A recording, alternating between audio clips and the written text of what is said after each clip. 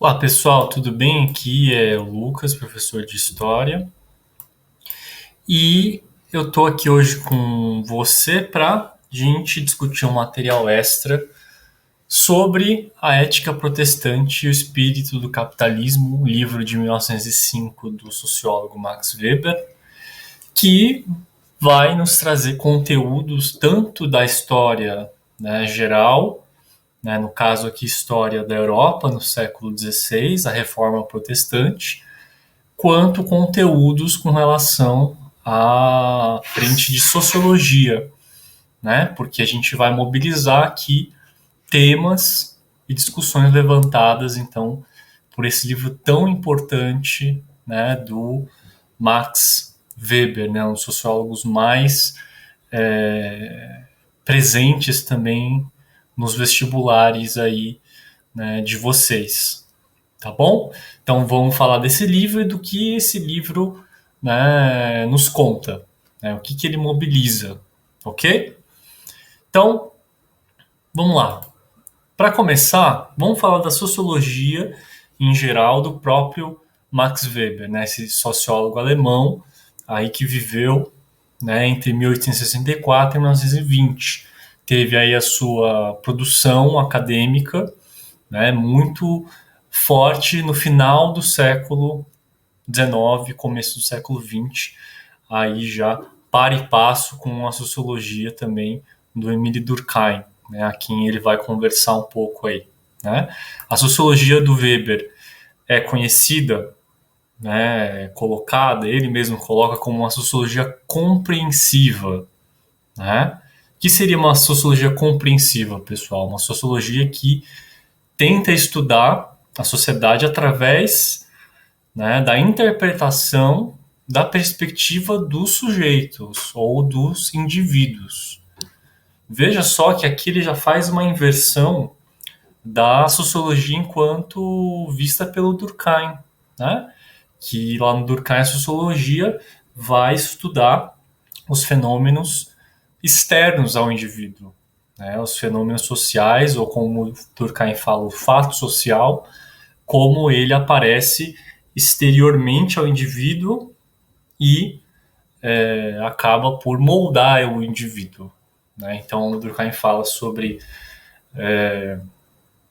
o casamento, né? Fala sobre as relações de parentesco, não é? Sobre todas essas coisas que vêm de fora e adentram, né, o sujeito, aí o indivíduo, e ele não está tão interessado no que o indivíduo pensa sobre o que acontece com ele mesmo, né? Ele diz lá na época, o Durkheim, que isso aí é coisa dos psicólogos e, né, mais tarde dos psicanalistas, como é o caso do Freud, aí que também está despontando mais ou menos nesse período mesmo, entendeu? Para o Max Weber, no caso, o conceito essencial que ele levanta, primordial, não é o de fato social, mas é o de ação social. Ou seja, o que, que na ação individual tem de social, né? Como que o indivíduo aceita ou pega as coisas do coletivo e incute na sua própria ação. Dá um exemplo aqui para você, que é um exemplo que ele dá, que é o exemplo de escovar os dentes, por exemplo. Né? Escovar os dentes, geralmente você faz de forma solitária. Né? Sei que você está lá com seu namorado, sua namorada, enfim, ou com seu pai, sua mãe, sua família escovando dente. Geralmente a gente faz isso de uma forma solitária. Né? Não por isso que é uma ação que só diz respeito a você, correto? Claro que a gente faz isso hoje em dia para cuidar da nossa saúde bucal, não é? Então, claro que escovar os dentes tem um sentido de você cuidar do seu próprio corpo. Mas, do que vai dizer, essa ação solitária é feita em resposta a demandas coletivas, de saúde, de estética, por exemplo. Por isso que escovar os dentes é uma ação social, mesmo que você faça de maneira solitária, individual, entendeu? Então, essa é a perspectiva da sociologia do Weber, né? Compreender como que o sujeito interpreta a sua própria ação, né? E aqui no caso interessante para a gente, desse livro em específico, a gente vai estar falando de métodos de internalização de práticas sociais, como está aqui no slide, né? Ou seja, métodos através dos quais o indivíduo, ele como uma esponja, digamos assim, né, ele absorve práticas que são coletivizadas, práticas de socialização, né, ou seja, práticas que são determinantes para que um indivíduo se adeque a grupos e a uma sociedade, e práticas de subjetivação, ou seja, na perspectiva de que nós fazemos a nossa identidade, né, a nossa dimensão de sujeito, sempre em relação a outro, sempre em relação a uma coletividade, né? Nessa ideia de quem seria eu se não fosse o outro, né? Quem seria eu se eu não tivesse o outro para me comparar, para me opor ou para me espelhar, né? Então, o Weber ele faz essa viragem na época, né, no comecinho do 20 mais, que ele começa meio tarde a escrever e a publicar e a ser professor, né, lá com seus 35 anos, mais ou menos, mas ele vai fazer essa viragem importante na sociologia de colocar o indivíduo dentro, né, o indivíduo ser, e o seu processo de subjetivação, de socialização, ser centrais para a sociologia, entendeu? Por isso que a gente consegue entender aqui dessa forma o conceito de ação social, beleza? Ele tem outro conceito essencial também que é o de tipo ideal, mas que a gente não vai abordar aqui, né? Só lateralmente, e a gente pode, se você quiser, né? Se você demandar aí, a gente pode fazer um vídeo, né, depois para falar sobre os tipos ideais, os tipos de dominação ideal do Weber, beleza? Então vamos lá, como assunto do Ética Protestante e Espírito do Capitalismo, você tem a doutrina calvinista em específico. Então quando ele fala em ética protestante, ele está usando aqui como fonte a doutrina de João Calvino, né? Não é de Lutero, não é do anglicanismo, mas especificamente desse moço aqui, o João Calvino, né? Em linhas gerais, a doutrina calvinista pode ser resumida, né, em oposição à Igreja Católica Apostólica Romana, como uma doutrina contra a salvação pela fé ou a salvação pelas boas ações. A salvação pelas boas ações era a doutrina oficial católica de Roma, onde você poderia se salvar se você fizesse coisas consideradas boas pela Igreja durante a vida. Aí você iria para o purgatório e iria para o céu, se você tivesse feito coisas legais durante a sua vida. Qual era o problema disso? É que essas coisas legais muitas vezes eram as chamadas indulgências, né? Que era meio que um passaporte que você comprava, pagando para a igreja para ir para o céu. As indulgências, inclusive, que foram, né, a razão principal para o Lutero, foi o primeiro cara que rompeu, né, fazer a sua própria doutrina que inspirou outros a tomar o mesmo caminho, como foi o caso do João Calvino. A salvação pela fé é a salvação colocada no lugar, né, por Lutero, onde você poderia, com muita fé, né, conseguir também a sua salvação. Né? Você não precisaria fazer boas ações, mas professar a fé. Né? Professar bem a fé, rezar todo dia, etc. e tal. Né? O Calvino, ele é contra essas duas posições. A salvação para ele se dá pela graça divina apenas. Né? E essa graça divina, ela não pode ser negociada, você entendeu? Né? Você não pode fazer nada para ser salvo por Deus. E poucos serão. Né? Alguns são predestinados à salvação. Tá? Então você não tem o que fazer, aí no caso. Né? Agora, existem sinais, né, que as pessoas veem no dia a dia que mostram que tal ou qual família, tal ou qual pessoa serão salvas. Existem sinais da graça de Deus. Que sinais são esses? Você me pergunta, né? É a prosperidade em vida, né? Você vê alguém prosperando em vida, você fala, ó, aqui é um sinal de que esse cara será salvo, entendeu? Ou seja, não dá para fazer coisas para ser salvo, nem a fé, nem as boas ações. Poucos serão salvos, mas em vida eu vejo sinais da graça, né? E esses sinais são a prosperidade. A doutrina calvinista vai ser muito bem adotada, principalmente ali na Europa, pela burguesia, né? Principalmente porque Calvino fala que o Estado deve dominar a igreja. Então, muitos burgueses vão tentar justamente se levantar para pegar o Estado ou para influenciar o Estado e influenciar, assim, né, a religião que estará no território onde ela está. Então, a burguesia vê muito, né, o calvinismo como uma alça para a sua tomada de poder a partir já do século XVI. Né? Muita parte da nobreza também da burguesia europeia vai fazer isso.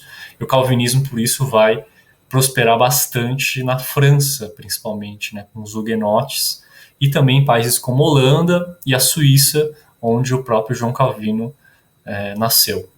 Beleza? Bem, essa doutrina vai gerar, então, a tal da ética protestante, como diz o Weber. O que seria uma ética no sentido aqui weberiano? Né? É um conjunto de valores, de normas, tá? E, essencialmente, aqui de práticas protestantes, aqui no caso. Né? Quais seriam esses valores, normas e práticas? Em primeiro lugar, a disciplina, a organização, a administração da vida, o cuidado com o próprio corpo, né, uma vida sem excessos e meio epicurista, né, como vocês viram na filosofia helenista, o controle do tempo, né, a quantificação do tempo no relógio. Né? Por que isso era importante? Para você organizar a sua vida, você disciplinar a sua vida. Né? Então, a regra do relógio vai ser colocada a partir daí, no século XVI. O que é interessante você pensar aí na sua casa, que antes disso as pessoas não se organizavam como a gente se organiza hoje. Né? Para a gente hoje é natural ter relógio, a gente tem relógio em todos os lugares, né? Na rua, né? Nos sinais de trânsito, no nosso celular, um relógio de pulso, né? Nas paredes, toda casa tem um relógio. Por quê? Porque a gente tem uma necessidade específica, né? De regrar o nosso tempo pelo relógio, né? Que a gente vai chegar a explicar daqui a pouco. Ok? Antes não, você podia se orientar pelo sol, era muito comum, né? Você podia se orientar, né, temporalmente pelas estações do ano, né? Pelos sinais que a natureza dá, né? Cai folhas das árvores, fala, é outono. As pessoas se organizavam dessa forma, não quantitativamente, entendeu? Isso vai ser colocado aqui, tá? Outro valor, né? É a austeridade, que gera a prática de economizar. Então veja, são valores que implicam práticas. Né? Se o meu valor é disciplina, eu vou praticar a minha vida de certa forma. Se o valor é cuidado do corpo, eu vou praticar a vida, né, com o meu corpo de outra forma. Né? Qual que é o valor central aqui, né, de todos essas práticas e valores? É o trabalho. Né? Isso tudo aqui, gente, a disciplina, cuidado com o corpo, controle do tempo, austeridade, são voltadas para um corpo que vai trabalhar, um corpo produtivo, um corpo, né, que age e domina a natureza, né, domina a sua própria sorte. Né? Vou dar um exemplo aqui para você agora de como funciona essa racionalidade, né, que é um texto aqui muito conhecido do Benjamin Franklin. Foi um dos pais fundadores, né, um dos founding fathers dos Estados Unidos. Nesse pequeno artigo de jornal, chamado Conselho a um Jovem Comerciante, que ele publica lá em Boston, em 1748. Olha só o que ele fala aqui. Vamos falar o primeiro e o último conselho que ele dá. Vamos lá. Lembre-se que o tempo é dinheiro. Para aquele que pode ganhar 10 shillings por dia pelo seu trabalho e vai passear ou fica ocioso metade do dia, apesar de não gastar mais que 6 pence em sua vadiagem ou diversão, não deve ser computada apenas essa despesa. Ele gastou, ou melhor, jogou fora mais 5 shillings. Né? Shillings era tipo assim, reais e pence era tipo centavos, tá? Sexto, em resumo, o caminho para a riqueza, se você deseja, é tão simples quanto o caminho para o mercado. Depende principalmente de duas palavras: diligência e frugalidade. Ou seja, não desperdice tempo nem dinheiro, mas faça o melhor uso de ambos. Aquele que obtém tudo o que pode honestamente, poupa tudo o que se obtém, com exceção das despesas necessárias, certamente se tornará rico. Se aquele ser que governa o mundo, a quem todos devem buscar uma bênção em seus honestos esforços, em sua sábia providência não deve determinar o contrário. Então veja, time is money aqui para o Benjamin Franklin. Né? Tempo é dinheiro, gente. Você não pode gastar o seu tempo porque nesse tempo você podia estar produzindo. E quando você produz, você guarda. Quando você trabalha, você guarda esse dinheiro. Você disciplina a sua vida, o seu corpo. Você volta a sua vida para ganhar dinheiro. Né? Gente, o que o Weber está vendo aqui, quando ele até cita esse texto, né, do Franklin no seu livro, né? É que há uma ética do trabalho, a ética protestante é uma ética do trabalho, e esse trabalho é voltado para o acúmulo de capital. Né? Na época, você trabalhar era você prosperar, e você prosperar era um sinal de que você seria salvo. Né? Entendeu? Então, o que o Weber está falando aqui? É que uma ética para a salvação da alma, como a ética do calvinismo, né, que induz a pessoa a trabalhar para obter os sinais da graça, mesmo que isso não assegure que a pessoa vá para o céu, mas é um sinal já, porque ele vai ser próspero pelo seu trabalho. Tudo isso, esse fator religioso, ele é o combustível para o acúmulo de capital. Né? Ou seja, a ética protestante, essa ética do trabalho para a salvação, né, como para sinais da graça, é uma ética que vai ajudar o capitalismo e a mentalidade capitalista e as práticas capitalistas e a forma de vida capitalista a nascer no século XVI e a se tornar hegemônica no século XXI. Né? Ele falava isso no século XX, mas esse tipo de pensamento é muito atual. Né? De tempo é dinheiro, você não pode perder o seu tempo. Você tem que investir, você tem que ser produtivo, você tem que estar sempre se reinventando. Hoje existem novas roupagens desse tipo de pensamento, mas né, uma análise sociológica, como a do Weber aqui, né, pode nos dizer que existem resquícios muito fortes disso nos dias atuais. Né? Então, essa análise do Weber, gente, ela inova também na época porque ela alia religião com economia, com práticas de vida sociais, né? Entendeu? Com como os sujeitos se moldam para, né, enfim, se moldam e praticam coisas para se referir a um certo valor, a uma certa norma social. Então, geralmente a gente separa, né? Religião é uma coisa, economia é uma coisa, sociedade é outra coisa. Não. O Weber está nos mostrando muito como que uma coisa tem a ver com a outra, uma coisa impulsiona a outra. Né? Nesse sentido, não há muito contradição entre religião e capitalismo, por exemplo. Né? Porque a religião cria uma ética social, que é a ética do trabalho, que vai, né, nos engajar para um trabalho dentro da lógica da mercadoria, uma lógica, né, do acúmulo de capital, aqui no caso, na época, no século XVI, o acúmulo primitivo de capital, como a gente chama hoje. Beleza? Então, né, resumidamente, o Weber, na sua sociologia compreensiva da ação social, vai olhar para a construção de uma ética do trabalho através dos preceitos do calvinismo e como esses sujeitos vão se moldando, né, e vão interpretando suas ações aí, né, como ações para alcançar, de certa forma, uma graça divina, e no meio disso vão estabelecer novas formas de viver que tem a ver com, né, o capitalismo, tem a ver com o acúmulo de capital, e vão ajudar esse processo histórico aí. Beleza? Então é isso, gente. Por enquanto a gente fica por aqui, tá?